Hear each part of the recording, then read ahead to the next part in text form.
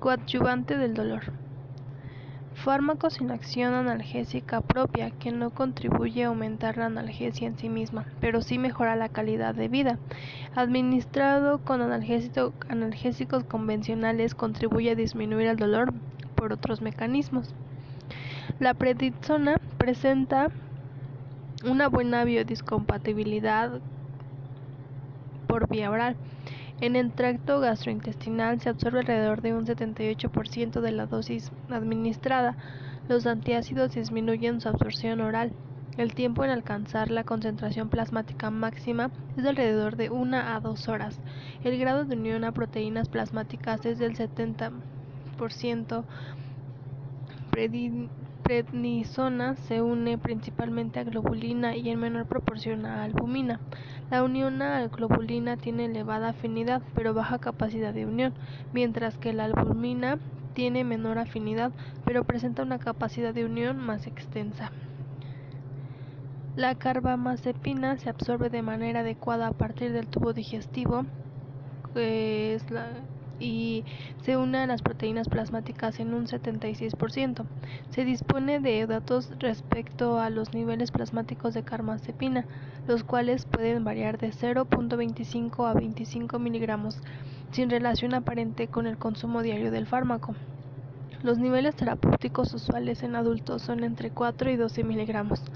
La relación entre el líquido cefalorraquídeo o suero es de 0.22, similar al 24% de carbamazepina libre en suero.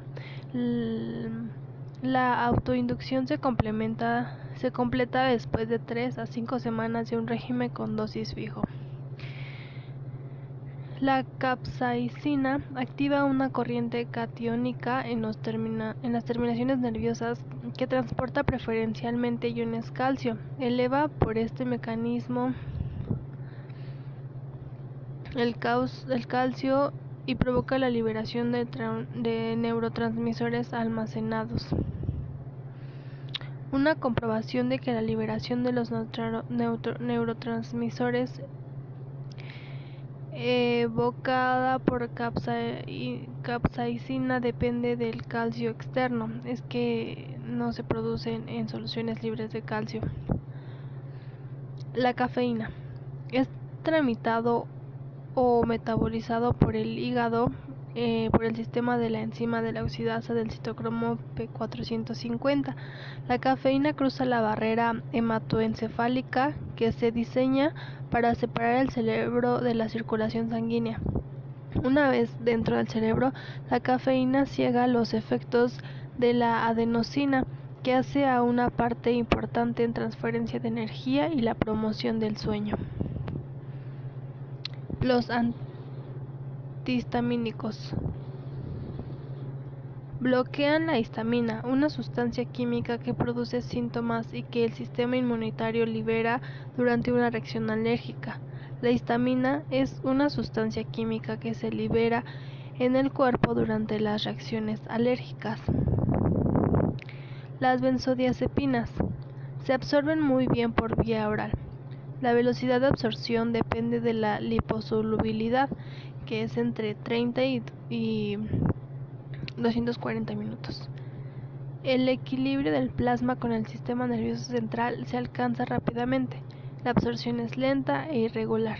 En situaciones de emergencia, como podrían ser convulsiones, puede utilizarse la vía intravenosa.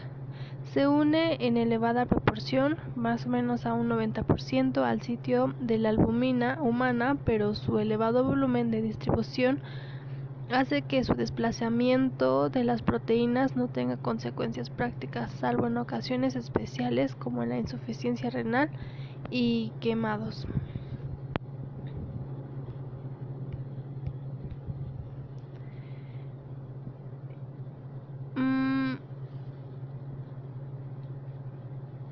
El antiepiléptico benzodiazepánico de acción prolongada actúa como antagonista de los receptores B2 cerebrales, potencializando el efecto neurotransmisor inhibidor del GABA, suprimiendo la prolongación de la actividad convulsiva producida por un foco epiléptico, pero no inhibe la descarga normal del foco. Estamos hablando del clonazepam. Este se absorbe con relativa lentitud. Su biodisponibilidad es del 82 al 98%. Su concentración plasmática máxima es de 3 a 12 horas. El tiempo para que aparezca la acción tras la administración oral es de 20 a 60 minutos, con una duración de la misma de 6 a 8 horas en niños y hasta 12 horas en adultos.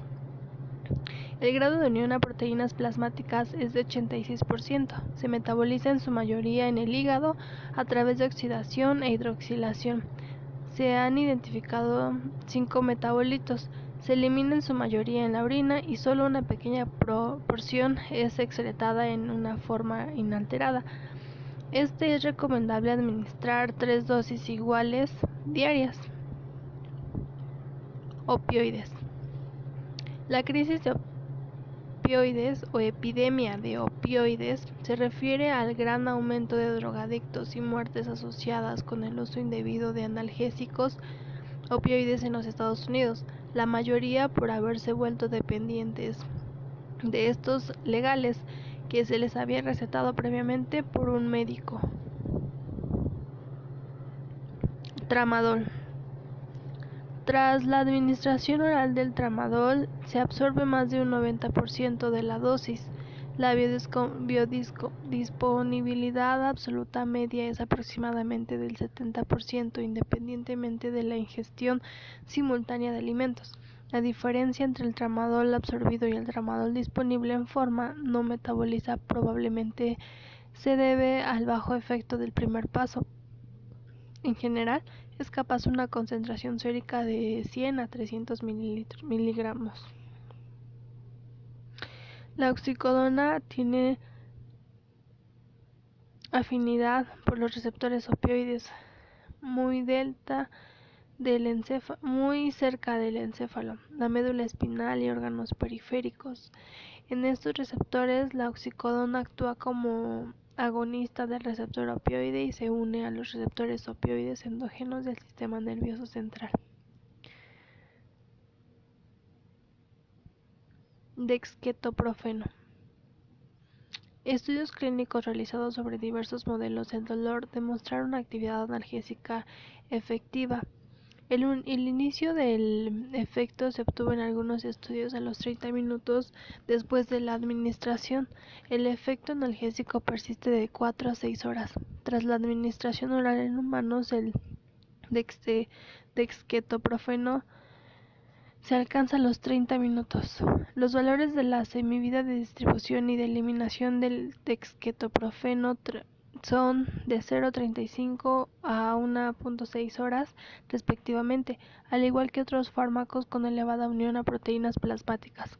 Su volumen de distribución tiene un valor medio inferior a 0,25 kilogramos. La principal vía de eliminación para el dexketoprofeno es la glucuronoconjugación seguida de la excreción renal.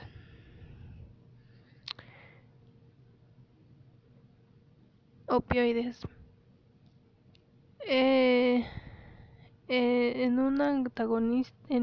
un agonista de los receptores y actúa inhibiendo la secreción de acetilcolina y de las prostaglandinas. Reduce los movimientos propulsivos intestinales, los que se traducen en un aumento en el tiempo de permanencia del bolo fecal en el intestino, incrementando así la absorción intestinal del agua. Su absorción gastrointestinal es de 40% y su biotransformación es hepática. Su unión a proteínas plasmáticas es del 97% y su eliminación en su mayoría a través de heces es del 30% y en orina del 2%.